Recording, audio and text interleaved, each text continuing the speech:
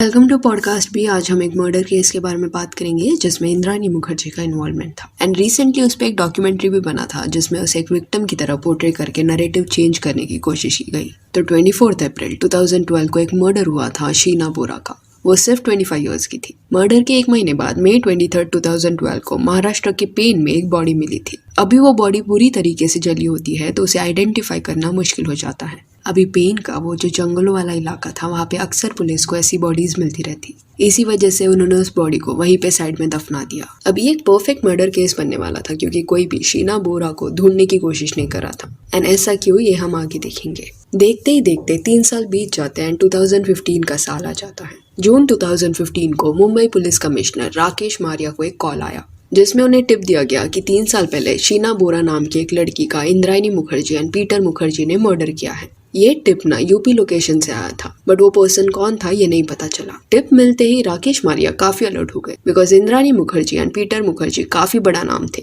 And उस वक्त पे सबको लगता था कि शीना बोरा इंद्राणी की बहन है। पीटर मुखर्जी जो थे ना वो एक वक्त पे स्टार इंडिया के सीईओ थे। कौन बनेगा करोड़पति, क्योंकि सास भी कभी बहू थी, ये उन्होंने इंट्रोड्यूस किया था। And Indrani Mukherjee was a second wife. INX media की वो सीईओ थी। तो दोनों काफी अमीर एंड पावरफुल थे। सो जस्ट एक टिप के बेसिस पे उन्हें अरेस्ट नहीं किया जा सकता था, जिस वजह से राकेश मारिया डिसाइडेड कि वो अनऑफिशियली ना इस पे इन्वेस्टिगेट करेंगे। एंड अपने भरोसेमंद ऑफिसर्स को उन्होंने ये केस के बारे में बताया। उन्हें लगा शीना बोरा की मिसिंग रिपोर्ट कहीं तो फाइल की होगी, पर मिसिंग रिपोर्ट कभी फाइल ही नहीं की गई थी। जिसके बाद पुलिस 3 साल पहले क्या हुआ था, कौन कौन इंद्राणी एंड पीटर मुखर्जी के लिए तभी काम कर रहे थे, ये सब जानकारी निकालने लगी। तभी उनका ध्यान श्यामवर राय इस नाम पे पड़ा जो इंद्राणी का ड्राइवर था। 3 साल पहले वो उसके लिए काम कर रहा था बट बाद में छोड़ दिया। वो उस पर नजर रखने लगे। अभी जब तक कुछ प्रॉपर रीजन ना हो वो उसे भी डायरेक्टली कस्टडी में नहीं ले सकते थे।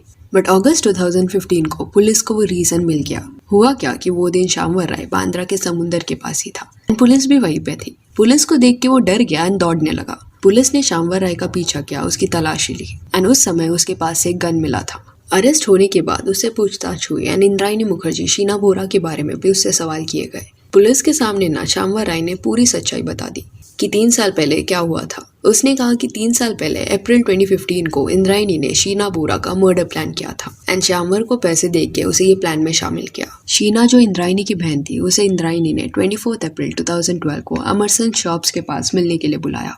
शीना जल्दी ही शादी करने वाली थी, जिसके बहाने इंद्राणी ने उसे मिलने के लिए बुलाया, सेइंग दैट कि वो उसे डायमंड एंड साड़ी लेके देना चाहती है।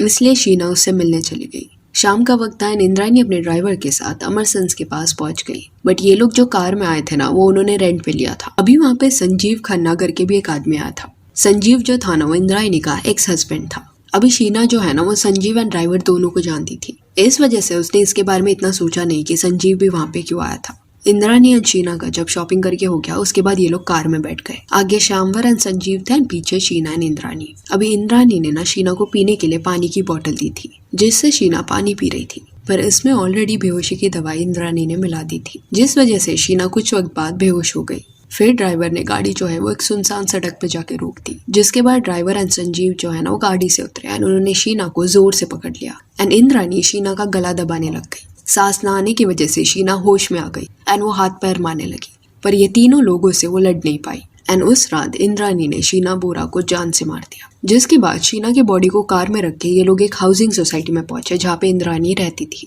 उनके पास एक बड़ा सा सूटकेस था जिसमें उन्होंने शीना की बॉडी को डाल दिया एंड उसी हाउसिंग सोसाइटी के गराज में उसे रख दिया। अभी ये जो अपार्टमेंट में वो लोग पहुंचे थे ना वहाँ पे वो दूसरा मर्डर करने पहुंचे थे और वो दूसरा मर्डर किसका था उसके बारे में भी बात करेंगे। बट वो प्लान जब ठीक से एग्जीक्यूट नहीं हुआ उसके बाद ड्राइवर एंड संजीव जो है ना वो उस अपार्टमेंट से निकल गए।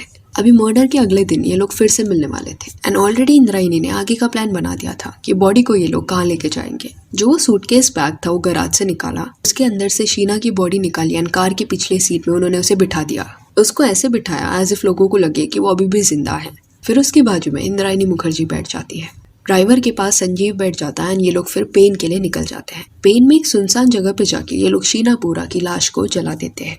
ये होने के बाद वो वापस मुंबई आ जाते हैं, जिसके बाद ड्राइवर को इंद्राणी धमकाती है कि वो इसके बारे में अगर किसको कुछ बोलेगा तो उसको भी मार दिया जाएगा। एंड फिर जो भी सबूत थे जैसे रेंट की कार, वो सूटकेस बैग, वो सब ठिकाने लगाने के लिए कहती है। इवन गाड़ी में एक पार्सल भी था जो इंद्राणी ने उसके ड्राइवर को संभाल के खुद के पास रखने के लिए कहा। अब ये जो पार्सल था वही इन सबको फंसाने वाला था।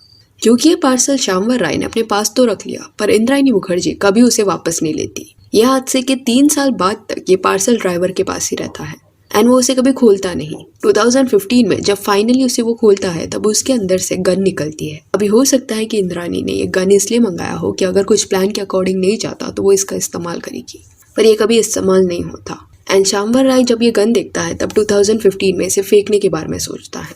एंड जिस दिन वो गन ठिकाने लगाने बांद्रा में निकलता है, इत्तेफाक से उसी दिन पुलिस उसे पकड़ लेती है एंड ये मर्डर केस पूरा सामने आ जाता है। अभी इंद्रायणी अपनी बहन शीना बोरा से इतनी नफरत क्यों करती थी, तो इसका जो जवाब है ना उसके पास्ट में था। इंद्रायणी का जन्म गुवाहाटी में हुआ था 1972 के साल में। एक एज तक उसने वहाँ पे ही स्कूलिंग की, बट बाद में वो शिलोंग चली गई और वहाँ पे ही हॉस्टल में रहने लगी। शिलोंग में she met Siddharth Das and दोनों को प्यार हो गया। उन्होंने शादी भी कर ली। जिसके बाद इंद्रायणी जब वापस अपने घर गुवाहाटी आई तब अपने पेरेंट्स से मिलाने के लिए वो सिद्धार्थ दास को भी साथ ले आ गई थी। अभी जाहिर सी बात है उसके पेरेंट्स इससे खुश नहीं थे, जिस वजह से इंद्रायणी एंड सिद्धार्थ गुवाहाटी में रेंट के घर में रहने लगे। एंड 1987 को उसको एक बेटी हुई जिसका नाम शीना बोरा रखा गया। तो शीना बोरा कभी उसकी बहन नहीं थी, उसकी बेटी थी। देन 1988 में उसे एक बेटा हुआ जिसका नाम मिकाइल बोरा रखा गया। ये जो कपल था वो काफी यंग था, तो खुद के खर्चे वो उठा नहीं पा रहे थे एंड इंद्रायणी के पेरेंट्स ही उन्हें सपोर्ट कर रहे थे, जिस वजह से इन्हें काफी स्ट्रगल भी करना पड़ रहा था। इंद्रायणी ने जोश जोश में शादी तो कर ली थी, पर बाद में उसे रियलाइज हुआ दैट उसे ये जिंदगी नहीं चाहिए क्योंकि वो खुश नहीं है। तो उसने फैसला लिया कि वो सिद्धार्थ को छोड़ देगी एंड अपने 2 बच्चों को खुद के माँ बाप के पास सौंप देगी। आगे जाके इंद्रायणी के जो पेरेंट्स हैं उन्होंने लीगली शीना एंड मिकाइल को अडॉप्ट कर लिया था। 1990 के साल में जब इंद्रायणी 18 ईयर्स की थी तब उसने अपना घर छोड़ने का फैसला कर लिया था एंड वो कोलकाता आ गई अपने आगे की पढ़ाई के लिए। एंड क्योंकि सिद्धार्थ दास के साथ जो उसने शादी की थी वो 18 ईयर्स से कम उम्र में की थी, तो कोई उसका ऐसा डॉक्यूमेंट नहीं था जिससे इंद्रायणी के पास्ट लाइफ को कोई ट्रैक कर पाता, जिस वजह से कोलकाता में आके उसने एक नई कहानी बुनी। वो यंग थी, सिंगल थी एंड अमीर बनना चाहती थी। उसी दौरान वो संजीव खन्ना से मिली। ये वही आदमी था जिसने मर्डर में साथ दिया था। संजीव एक बिजनेसमैन था and he was rich.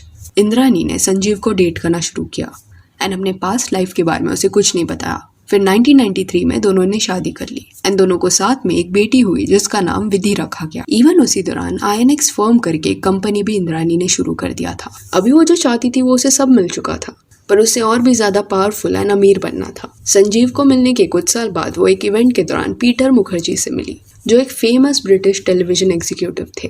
He was powerful, he was rich, पर पीटर मुखर्जी इंद्रायणी से 15 साल बड़ा था एंड शादीशुदा होने के बावजूद इंद्रायणी ने ये रिश्ता परस्यू करने का डिसीजन लिया। वो एंड पीटर एक दूसरे को डेट करने लगे। उसे अभी पीटर से शादी करना था, जिस वजह से उसने अपने पहले पति संजीव खन्ना से डिवोर्स ले लिया एंड पीटर ऑलरेडी डिवोर्सी था। इंद्रायणी से उसकी ये दूसरी शादी थी। पहली शादी से उसे ऑलरेडी 2 बच्चे थे, राहुल एंड राबिन मुखर्जी। 2002 में पीटर एंड इंद्रायणी ने शादी कर ली। अभी इंद्रायणी की जो बेटी विधि थी ना, उससे वो बहुत प्यार करती थी एंड उसे पता था कि पीटर मुखर्जी काफी अमीर है, इसलिए उसने पीटर को अपनी बेटी को भी गोद लेने के लिए कहा, सो दैट आगे जाके प्रॉपर्टी में विधि को भी हिस्सा मिले। एंड पीटर मुखर्जी ने विधि को गोद भी ले लिया। अभी इंद्रायणी के पास बहुत पैसे थे, बट उसके जो पेरेंट्स थे ना, वो गुवाहाटी में स्ट्रगल कर रहे थे। उनका एज हो गया था ना, अभी वो जो 2 बच्चे थे उनका खर्चा वो उठा नहीं पा रहे थे, जिस वजह से उन्होंने लेटर लिखा इंद्रायणी को कि वो शीना एंड मिकाइल के हायर एजुकेशन के लिए मदद करे। ये लेटर मिलने के बाद इंद्रायणी ने अपने पेरेंट्स को बच्चों के साथ कोलकाता आने के लिए कहा। अभी शीना एंड मिकाइल पहले बार अपनी माँ से मिल रहे थे क्योंकि बचपन में ही उन्हें उसने छोड़ दिया था, पर इंद्रायणी इन दोनों की तरफ उतना अफेक्शनेट नहीं थी। मिलने के बाद उसने इन्हें कहा कि वो इन दोनों का सारा खर्चा उठाने के लिए रेडी है, बट उसका नाम सोसाइटी में खराब हो जाएगा अगर उसने एक्सेप्ट किया कि वो उसके ही बच्चे हैं। इसी वजह से शीना एंड मिकाइल उसके भाई बहन है ऐसे बोल के वो सबसे उनको मिलाएगी। अभी क्योंकि 14 ईयर्स की एज में इंद्रायणी प्रेग्नेंट हो गई थी, उस वजह से ये स्टोरी लाइन पे ना किसको शक भी नहीं होने वाला था। उनका एज डिफरेंस ज्यादा नहीं था। शीना एंड मिकाइल ये कंडीशन के लिए मान गए एंड वो इंद्रायणी को दीदी करके एड्रेस करने लगे। उसके बाद इंद्रायणी इन दोनों को मुंबई ले गई। शीना बोरा को मुंबई के एक कॉलेज में दाखिला मिल गया एंड वो वहाँ पे ही PG में रहने लगी एंड मिकाइल को बैंगलोर भेज दिया गया उसके आगे की पढ़ाई के लिए। अभी मिकाइल ने भी एक बार स्टेटमेंट दिया था कि कैसे इंद्रायणी ने उसे टॉर्चर किया। हुआ क्या था कि मिकाइल को ऐसी अकेले रहने की आदत नहीं थी, पर अभी सडनली उसे बैंगलोर भेज दिया गया था, जिस वजह से वो वहाँ पे एडजस्ट नहीं हो पा रहा था। हेंस वो इंद्रायणी को बार बार कॉल करता है अपनी बहन शीना के साथ उसे मुंबई में रखने के लिए कहता, और बातों बातों में उसने इंद्रायणी को माँ भी कह दिया। ये चीज से इंद्रायणी इरिटेट हो गई एंड शी डिसाइडेड कि वो मिकाइल को सबक सिखाएगी। उसने मिकाइल को मुंबई बुलाया एंड संजीव खन्ना जो उसके एक्स हस्बैंड थे उसे इस प्लान में शामिल किया। अभी संजीव जो है वो अपनी बेटी से बहुत प्यार करता, तो इंद्रायणी ने ना कहीं संजीव को सच बता दिया था कि मिकाइल एंड शीना उसके कौन है एंड अगर मिकाइल पीटर के सामने ये बोलता है कि वो उसकी माँ है तो हो सकता है कि विधि को भी पीटर डिसोन कर दे एंड उसे कोई प्रॉपर्टी ना मिले। इसलिए मिकाइल को सबक सिखाना जरूरी है। तो संजीव खन्ना इस प्लान के लिए मान गया। जब मिकाइल मुंबई आया, संजीव उससे मिला, काफी फ्रेंडली तरीके से उससे बिहेव करा था एंड उसे एक क्लब में लेके गया। क्लब में लेके जाके मिकाइल को काफी ज्यादा उसने दारू पिलाया एंड अल्कोहल के इन्फ्लुएंस में मिकाइल को समझा ही नहीं कि उसके साथ क्या हो रहा है। जब वो होश में नहीं था तब संजीव ने एक्चुअली उसे एक मेंटल हॉस्पिटल में भर्ती कर दिया था एंड इंद्रानी भी मिकाइल को मेंटली अनस्टेबल प्रूव करना चाहती थी। ये भी बोला गया कि उसको एडिक्शन प्रॉब्लम्स है और इतना सब इसलिए क्योंकि उसने दीदी की जगह उसे माँ बुलाया था। कई महीनों तक मिकाइल को उस मेंटल हॉस्पिटल में टॉर्चर किया गया एंड जब वो वहां से निकला तब वो इंद्रानी से मिला एंड इंद्रानी ने तभी उसे धमकी दी कि अगर फिर से उसे उसने परेशान किया तो इससे भी ज्यादा बुरा उसके साथ होगा। ये इंसिडेंट्स के बाद मिकाइल डर के दिल्ली चला गया एंड मुंबई वापस आना उसने बंद ही कर दिया। दूसरी तरफ शीना बोरा जो मुंबई में पढ़ाई करी थी उसकी मुलाकात राहुल मुखर्जी से हुई। अभी राहुल जो है ना वो पीटर मुखर्जी का बेटा है एंड इंद्रायणी का स्टेप सन है। Rahul and Sheena same age category में थे जिस वजह से काफी जल्दी दोनों का बॉन्ड बन गया। उनका मिलना जुलना होता रहता एंड देखते ही देखते they fell in love and started dating each other. ये 2008 की बात है। अभी ये रिश्ता देखा जाए तो काफी वियर्ड था क्योंकि शीना जो है वो एक्चुअली इंद्रायणी की डॉटर है बट पीटर की फैमिली को लगता था कि वो उसकी बहन है एंड राहुल जो है वो पीटर मुखर्जी का बेटा था। तो शीना एंड राहुल का जो रिलेशनशिप था ना वो इंद्रायणी को काफी स्ट्रेस दे रहा था। ऊपर से उस फेज में इंद्रायणी एंड पीटर मुखर्जी ने साथ में जो मीडिया फर्म्स वगैरह शुरू किए थे ना वो ठीक से चल भी नहीं रहे थे। तो उन्होंने उस कंपनी में जो भी अपने शेयर्स थे वो बेचने का डिसीजन लिया एंड शेयर्स बेचने के बाद उनको काफी ज्यादा पैसे मिले जो उन्होंने अलग अलग सिंगापुर के अकाउंट्स में ट्रांसफर कर दिए। कहा जाता है कि 900 करोड़ से भी ज्यादा ना उन्होंने सिंगापुर के अकाउंट में डाले थे एंड कुछ पैसे इंद्रायणी ने शीना बोरा के नाम से भी वहां पे ट्रांसफर किए थे। यहाँ पे इंटेंशन इंद्रायणी का ये था कि कितने अकाउंट्स हो सकते थे वो उन्होंने ओपन किए। बाद में वैसे भी वो सारे पैसे वो खुद के नाम पे ट्रांसफर करने ही वाले थी। ये सब करने के बाद हस्बैंड वाइफ जो है वो यूके शिफ्ट हो गए बट मुंबई में काम के पर्पज से उनका आना जाना रहता। इंद्रायणी ने इसी दौरान शीना को काफी बार समझा कि वो राहुल से दूर रहे, अपना रिश्ता उससे खत्म करे। उसने उसको धमकाया, डराया, सब कुछ किया पर शीना नहीं मानी।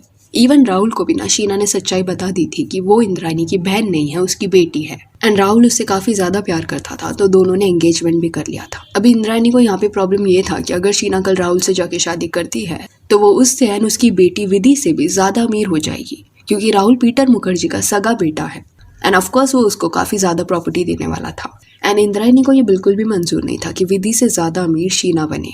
मतलब दोनों भी बेटियां उसकी थी पर शीना से कहीं ना कहीं इंद्रायणी काफी नफरत करती थी। अभी शीना बिल्कुल भी मानने के लिए रेडी नहीं थी, वो राहुल के साथ ही रहना चाहती थी एंड वो सिंगापुर के अकाउंट में जो उसके नाम पे पैसे ट्रांसफर किए थे ना वो भी इंद्रायणी अभी वापस मांगने लगी थी जो शीना भी रिटर्न नहीं दे रही थी। उसने ये कहा था कि इंद्रायणी को अगर ये पैसे चाहिए तो उसे कुछ कंडीशंस उसके मानने पड़ेंगे। उसके कंडीशंस ये थे कि उसे पाली हिल्स में एक घर चाहिए, गाड़ी चाहिए, जिसके बाद वो सिंगापुर के सारे पैसे उसे वापस दे देगी। एंड ये सबसे डेंजरस मूव था जो शीना ने खेला। मतलब इंद्रायणी पैसों के लिए कुछ भी कर सकती थी एंड वही हुआ, उसने शीना बोरा का मर्डर करने का डिसीजन लिया। सडनली उसने शीना के साथ ना अपने रिश्ते सुधारना शुरू कर दिया, प्यार से बात करने लगी, उसकी तरफ अफेक्शन दिखाती एंड शीना भी पिघल गई। उसे लगा कि इंद्रायणी बदल रही है पर यह सब दिखावा था। शीना के एंगेजमेंट की खुशी में इंद्रायणी यूके से वापस मुंबई आ गई एंड शीना को मिलने के लिए बुलाया कि वो उसे साड़ी एंड रिंग लेके देना चाहती है। उसी वजह से शीना उससे मिलने के लिए रेडी हो गई। शायद शीना को लगा होगा कि उसकी माँ ने उसे अपना लिया, ये सब झूठ था। 24 अप्रैल को शीना बोरा का मर्डर हो जाता है और जिस रात शीना बोरा का मर्डर हुआ है उन्होंने एक बैग में उसकी लाश डाली। उसी रात दूसरा जो मर्डर था वो मिकाइल का होने वाला था, शीना बोरा का भाई। इंद्रायणी को लगा कि दोनों भाई बहन को मार डालते हैं तो कुछ भी आगे तकलीफ नहीं होगा, जिस वजह से मिकाइल को भी उसने मुंबई किसी बहाने से न बुला लिया था एंड उसको अपने अपार्टमेंट में रुकने के लिए कहा था। वही अपार्टमेंट जहाँ पे वो लोग गए थे एंड गराज में उन्होंने लाश रखी थी। जब इंद्रायणी रात को अपार्टमेंट में पहुंची तब उसने मिकाइल को ना ड्रिंक्स दिए और ड्रिंक्स में ऑलरेडी बेहोशी की दवाई डाल दी गई थी। मिकाइल को ऑलरेडी ये सारी चीजें काफी अजीब लग रही थी क्योंकि पिछले बार जब वो मुंबई आया था तब उसे मेंटल हॉस्पिटल पहुंचा दिया गया था एंड इस बार सडनली इंद्रायणी उससे काफी अच्छी तरीके से मिल रही थी तो इन अ वे वो एक अलर्ट मोड में चला गया था। कुछ देर बाद अपार्टमेंट में वो ड्राइवर एंड संजीव खन्ना भी आ जाते हैं। उनका प्लान ये था कि जैसे ही वो बेहोश हो जाएगा उसको भी मार देंगे एंड शीना की बॉडी के साथ इसे भी पेन लेके जाएंगे।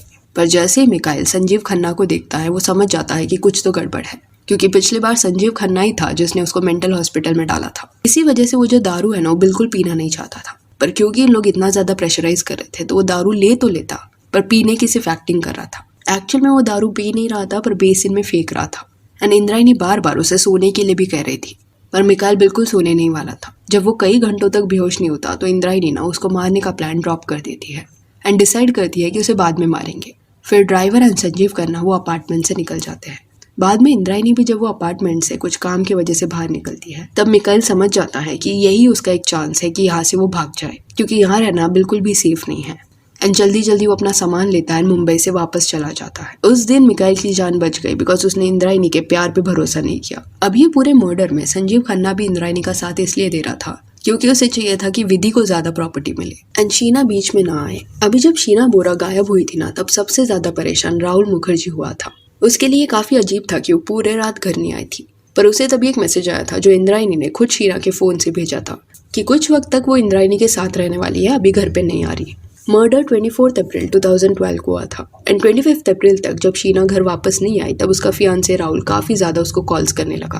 फोन यहाँ पे इंद्रायणी के पास था, जिसने पहले तो ये मैसेज भेजा राहुल को कि वो कुछ देर बाद घर आ जाएगी। बट ये मैसेज आने के कुछ वक्त बाद राहुल को और एक मैसेज शीना के नंबर से रिसीव हुआ जिसमें लिखा गया था कि मुझे कोई और मिल गया है, मैं उसके साथ रहना चाहती हूँ।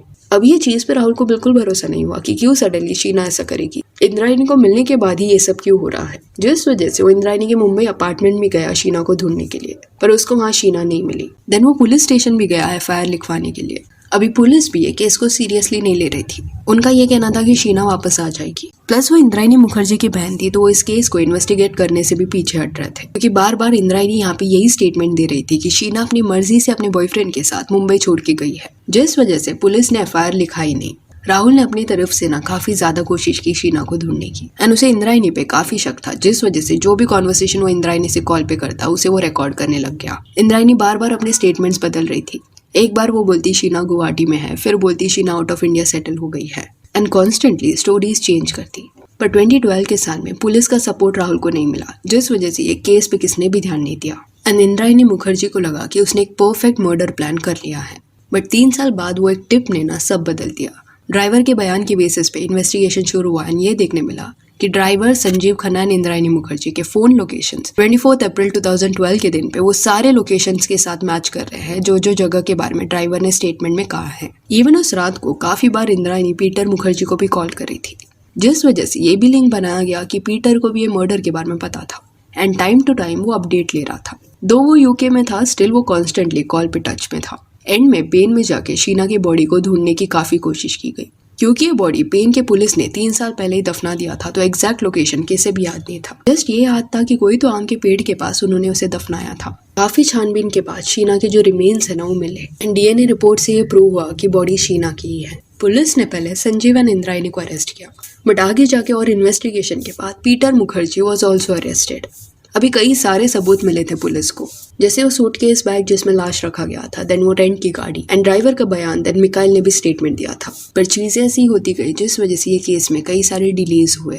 2017 में पीटर एंड इंद्रायणी जब जेल में थे ना तभी उन्होंने डिवोर्स ले लिया एंड जब इंद्रायणी जेल में भी थी तब बेल मिलने के लिए ना वो अलग अलग स्टेटमेंट्स देती रहती कि कैसे शीना अभी भी जिंदा है, वो कश्मीर में है एंड उसे कुछ हुआ नहीं है।